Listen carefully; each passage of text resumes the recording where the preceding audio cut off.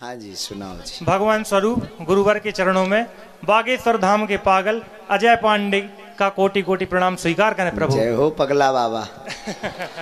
आज्ञा प्रभु। कहाँ रहते हो आप? इंदिरा कॉलोनी दमोह में रहते हैं। अच्छा, दमोह का। अरे तो वही जय रहा है। बता भैया, बता। तो भगवान परसों आपने एक संदर्भ दिया था, हाँ, जिसमें मतलब आपने बताया था कि जो हाथी और गज की आपने कहानी बताई थी, उससे रिलेटेड मतलब एक प्रसंग आया है मन में, उसको मैं प्रस्तुत करना चाहता हूँ जी। तो गजराज को प्यासे लगी वन में, जब नीर सरोवर पीवन धायो, गजराज ने पामे धरो जल में, तब ग्राह ने आके पामे दबायो। गजराज के जोरे अटूटे भये, पर ग्राह के बल को पारे न पायो।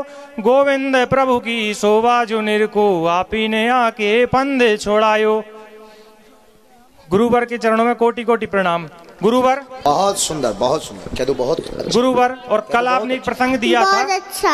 आपने एक प्रसंग दिया था गुरुवर कल, हाँ, कि आपने कहा था कि जैसे यदि आप भक्ति किसी कारणवश नहीं कर पाते हैं, हाँ, तो आप भक्ति करने वालों के चरण पकड़ लीजिए। बिल्कुल। ये जो आपने प्रसंग दिया था उससे संबंध है, राम प्रसंग है जो, उसी संबंध में आपसे कुछ बताना चाहता हूँ प्रभु। एक छोटी सी प्रसंग है, आपको सुनाना चाहता हूँ। बोलो। तो क्या हुआ था गुरुवार, एक गांव में एक लड़का हुआ था, वो बहुत ही ज्यादा उपद्रव किस्म का लड़का था। हमारे जैसो? अरे प्रभु, आपके जैसा कहाँ।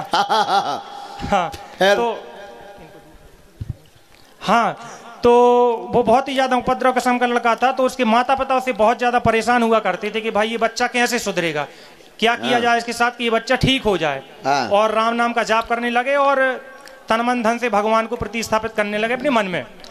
तो उन्होंने सोचा, क्योंकि आपने बताया था पहले अपने प्रसंग में कि भाई यदि आप भक्ति नहीं कर पाते हैं तो आप अपने गुरुवर के चरणों में कहीं ना कहीं गुरुवर के चरण जाके पकड़ लीजिए। तो वही किया उनने, उस गांव के लड़के ने। तो उसके बाद जब उसके माता पिता परिजन वाले उसके लेके गए, तो वहां पर गुरु जी से कहा कि गुरु जी ये लड़का है बहुत उपद्रव किस्म का है, और ये जो है भगवान का नाम नहीं लेता है बिल्कुल भी।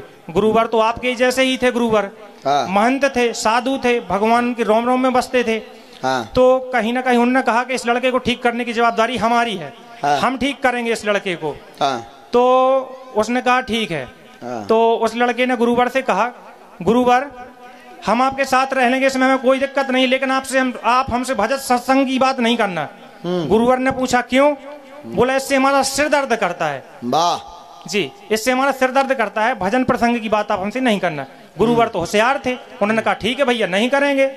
इसके बाद उसने दूसरी बात कहा कि जो हमारे मन में आता है वो मैं करूंगा, वो मैं करूंगा, मुझे रोक टोक नहीं करना। गुरुवर तो फिर भी होशियार थे, उन्होंने कहा ठीक है भैया, दूसरी शर्त भी आपकी होशियार लागू है। गुरुवर के साथ कुछ समय वो लड़का रहा, तो साथ में रहने के बाद गुरुवर ने कहा कि भाई अब तुम सयाने हो चुके हो, वृद्ध हो चुके हो, इतनी भक्ति आपने करी है, हम आपसे कुछ मांगना चाहते हैं। गुरुवर बहुत होशियार थे गुरुवर। तो उन्होंने कहा हम मांगने चाहते हैं। तो उन्होंने कहा क्या मांगना चाहते हो? बोले सिर्फ एक बार राम का नाम ले लो आप। वाह। बोले इससे क्या फायदा? गुरुवर मैं माफी चाहता हूँ, यहाँ बहुत उदम हो रहा है, हल्ला हो रहा है, आप माफ कर दी, हम अपनी कॉन्सेंट्रेट नहीं है गुरुजी, हम अपनी बात पे शांत कर दीजिए। तो राम का नाम लेना चाहते थे। तो फिर उसके बाद उसने कहा कि राम का नाम, बोले ठीक है। उसने कहा राम, राम